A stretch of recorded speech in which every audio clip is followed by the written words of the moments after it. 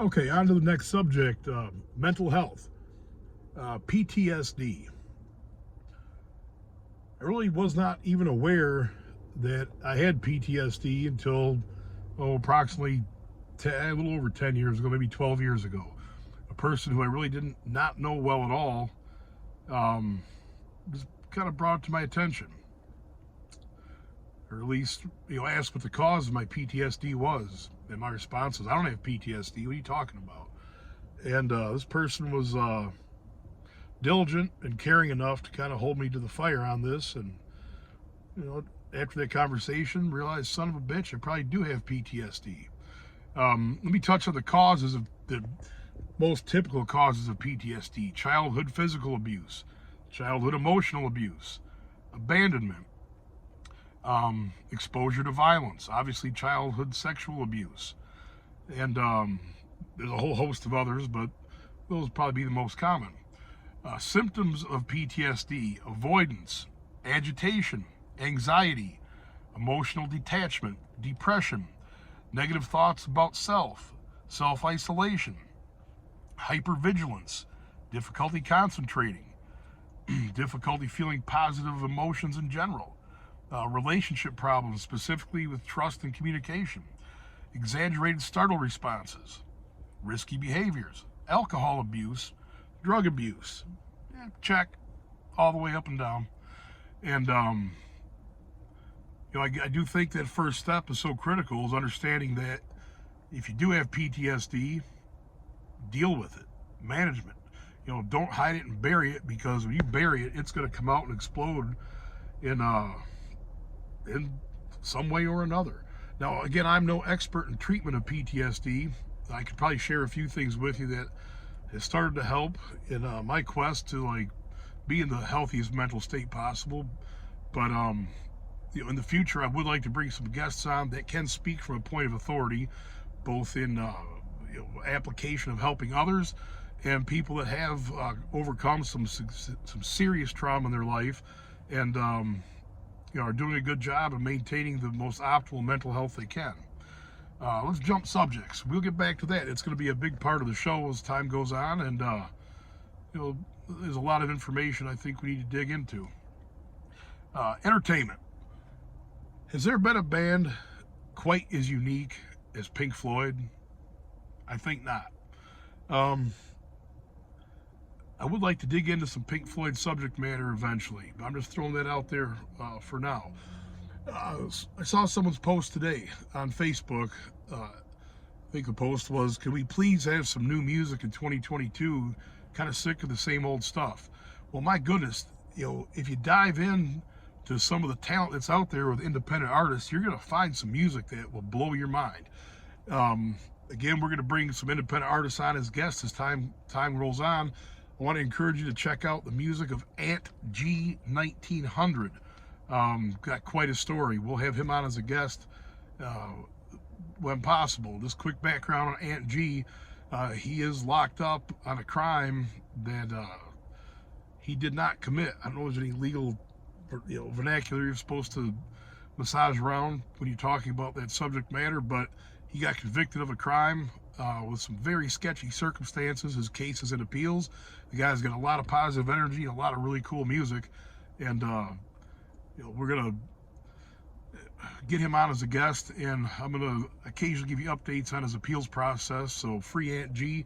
Let's get that appeals case completely in motion and get his butt out of there, because it's a whole, can you imagine that, being locked up for a crime you did not commit? My Lord. Anyway, let's move on to another artist I'd like to share with you guys. J. Wash Dadon. J. Wash, letter J, Wash, D-A-D-O-N. Hit him up on YouTube. A lot of cool music. Got some kind of old school sound. Got some club beats. He's kind of like the Johnny Cash of rap. Some of the stories he tells within his music are pretty impressive.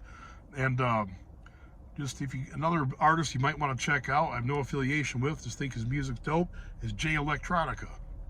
Even if you're not a hip hop or rap fan, you might really get a kick out of J Electronica's music, because it truly is poetry to a beat. The guy goes deep, and I think it's worth taking a listen. All right, I was encouraged by my friend Dan Foster to dig into some various topics. So I'm just going to throw some of this out there and give me whatever feedback you have on this. Water is flat. It seeks its own level. When does it start to curve? Now, I'm not going to make a huge flat earth argument, but that is kind of like a scientific paradox, if you will. If water is flat and there is a sea level and there's been no observed curvature of water, how the heck does it curve, or when does it curve? Answer that question if you can. What was some other? COVID in the news. I would like someone to take the time and just count how many times the word COVID is mentioned in a half-hour news broadcast. I'm not going to weigh in on any opinions on anything beyond that, other than how many times has our body, mind, soul, and being been exposed to that word. It's got to be just completely off the charts, and the implication of that has got to be something. Someone take the time to do that. How many times is that word presented to us in any half-hour increment on any kind of news, local, national, whatever the case is? What do we got here? Oh, yeah. This was brought to my attention by a number of people. The NFL, football. I'm just going to make a blanket statement. The 1985 Chicago Bears will get their butts whipped. I don't even know if 55-0 by the worst team in the NFL today. Why am I mentioning that? The NFL game has gotten so fast, so good, so powerful, so hard-hitting that the rule changes that have come into effect over the last few years, in my opinion, were absolutely mandatory. Just take any linebacker off any team today and throw him back in time in the 1980s. He is going to be such an absolute stud and specimen of an athlete that I would say the average backup linebacker in the NFL today would be a perennial All-Pro at any time in the 1980s. I mean, you might have a few examples of modern players playing in that time era. LT, Lawrence Taylor, yeah, you could probably pluck him out of 1985 and stick him in a game today, and he'd probably do quite well. There probably are some athletes of that era that could play in the modern game, but they're far and few between. So when I hear guys talk about, those pussies in the NFL, blah, blah, man, if they had any clue as to the absolute violent force that those guys are exposed to on each and every play, they'd change their tune.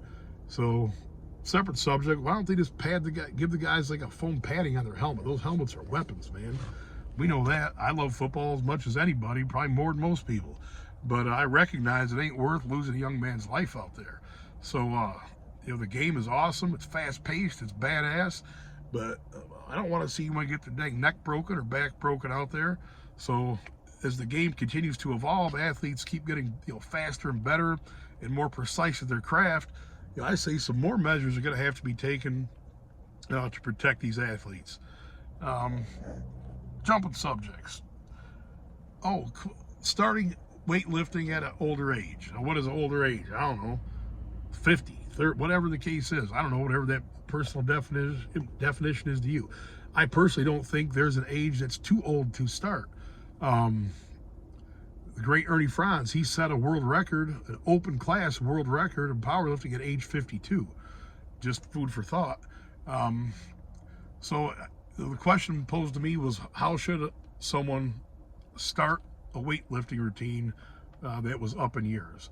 Well, any way you can. If you go back, the first exercise we learn as infants from 99% of people is just a basic squat, standing up and down.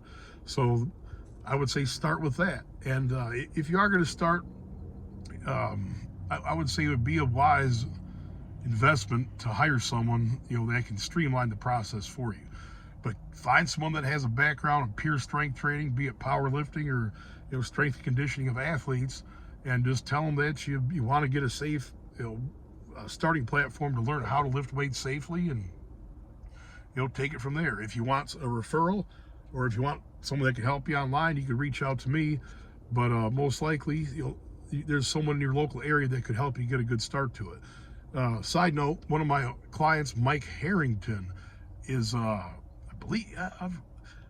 think he was second place in his weight class in powerlifting this year.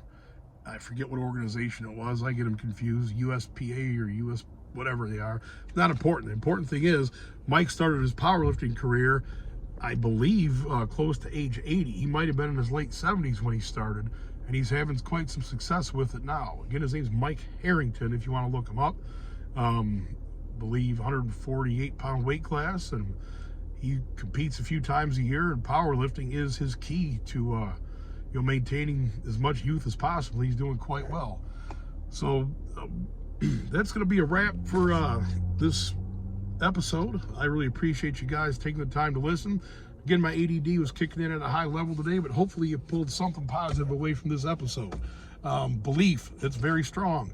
Even an invalid belief has a lot of power. So check your head, treat yourself right. If there's a way, if you have any questions or comments or ideas for guests, please send them my way, and I will catch you soon. God bless you. Have a good one. Peace.